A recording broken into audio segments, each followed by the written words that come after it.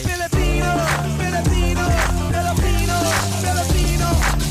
Hoy pare, pakinggan nyo ko. Ito ng tunay na Pilipino. Galing sa baryo sa Pangbato, pumunta ng LA nagtrabaho para makatulong sa nanay. Dahil sa hirap ng buhay, pero masaya pa rin ang kulay.